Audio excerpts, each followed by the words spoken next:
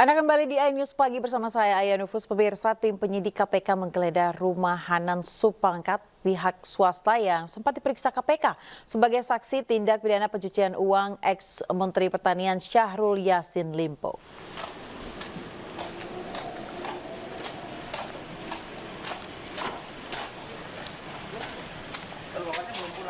Tim penyidik KPK baru diizinkan masuk setelah pemilik rumah Hanan Supangkat datang. Sejumlah petugas yang didampingi polisi masuk ke dalam rumah membawa 2 koper dan mesin penghitung uang. Petugas KPK melakukan penggeledahan di dalam rumah mewah berlantai 2 dan sejumlah mobil mewah milik Hanan Supangkat.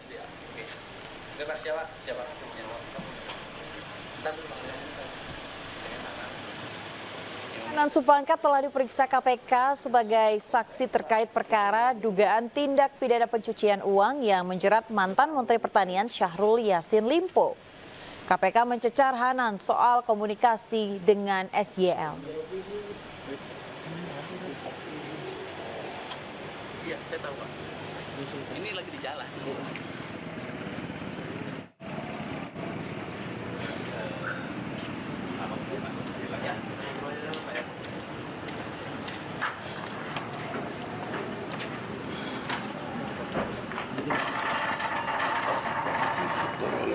Ya, siap.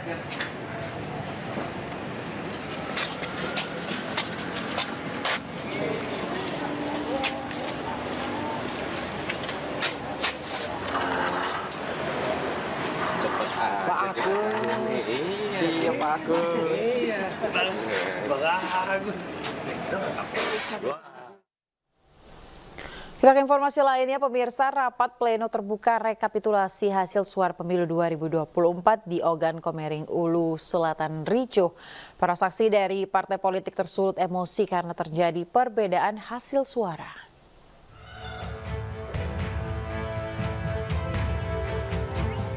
Kericuan terjadi saat rapat pleno rekapitulasi perhitungan suara pemilu 2024 di Ogan Komering Ulu Selatan. Rapat pleno ricuh akibat adanya perbedaan antara salin daftar pemilih tetap yang dipegang pihak KPUD dan panitia pemungutan suara. Ketegangan bertambah saat pihak KPUD mengabaikan protes para saksi, sehingga seluruh saksi parpol yang hadir tersulut emosi. Kegiatan penghitungan suara sempat diskors selama 1 jam untuk meredam keributan.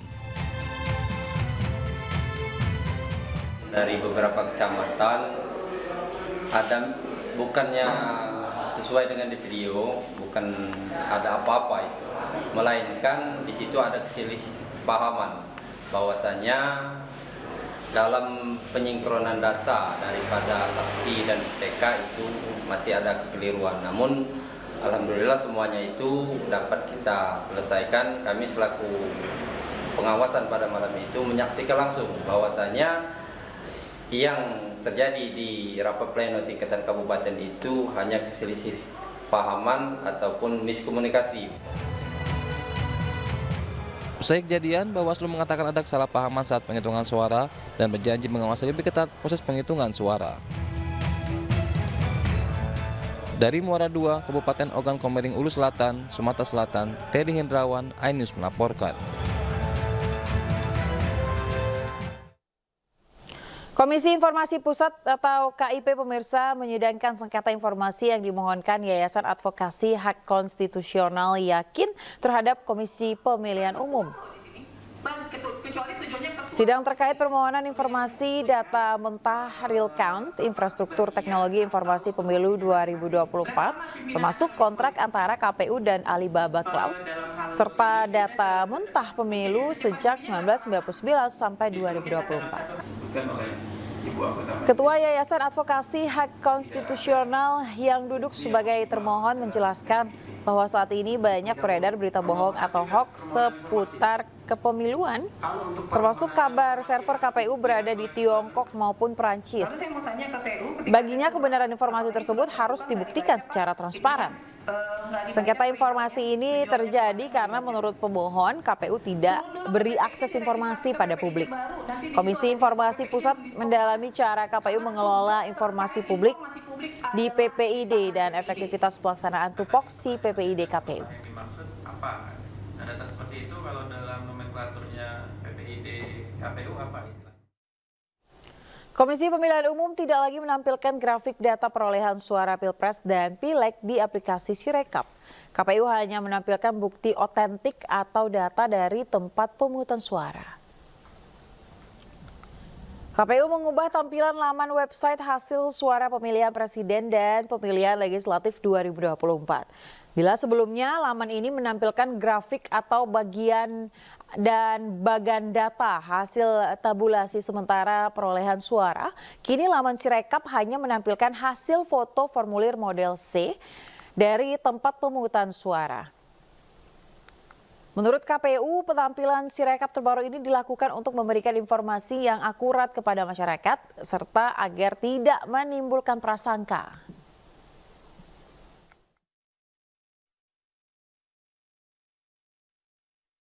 Kediaman Ketua Umum PD Perjuangan Megawati Soekarno Putri dibanjiri karangan bunga.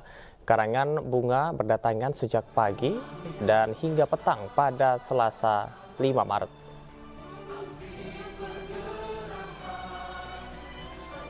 Lebih dari 20 karangan bunga berdatangan ke rumah Megawati. Menyimak tulisan pada karangan bunga dari sumber media sosial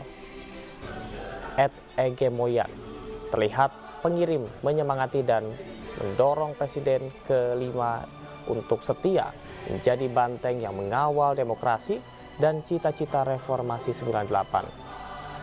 Pengirim karangan bunga ini beragam, mulai dari komunitas, persatuan alumni, dan tidak sedikit mewakili pribadi atau perorangan.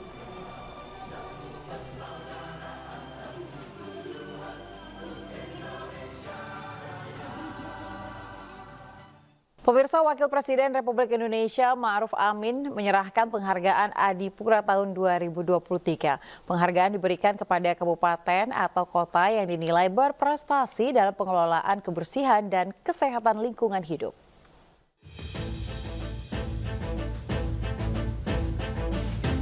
Wakil Presiden Republik Indonesia Ma'ruf Amin menyerahkan penghargaan Adipura tahun 2023 kepada kabupaten atau kota yang dinilai berprestasi dalam pengelolaan kebersihan dan kesehatan lingkungan hidup.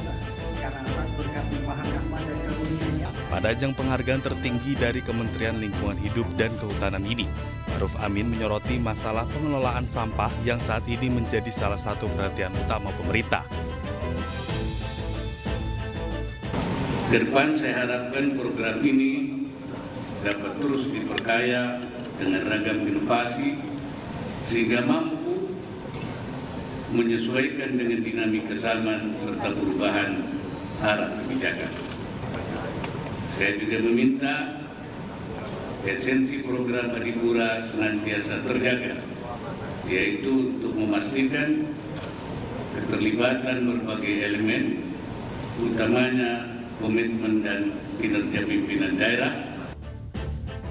Diharapkan kota yang menerima penghargaan ini dapat menjadi contoh bagi kota lain serta bersaing secara global. Alhamdulillah Kabupaten Klaten ini tahun yang kedua mendapatkan penghargaan Adipura dari Kementerian Lingkungan Hidup dan Kehutanan Republik Indonesia, yaitu Kabupaten Klaten Adipura. Penantian yang cukup panjang dari tahun 96 Kabupaten Klaten mendapatkan Adipura. Kami yang kedua itu di tahun 2022 dan ini tahun yang kedua di masa jabatan saya yang di periode yang kedua ini. Lebih lanjut, Wapres juga menyebutkan diperlukan edukasi dan sosialisasi untuk mengubah paradigma dan perilaku masyarakat dalam penanganan sampah yang lebih baik dan berkelanjutan. Dari Jakarta, Rani Sanjaya, iNews melaporkan.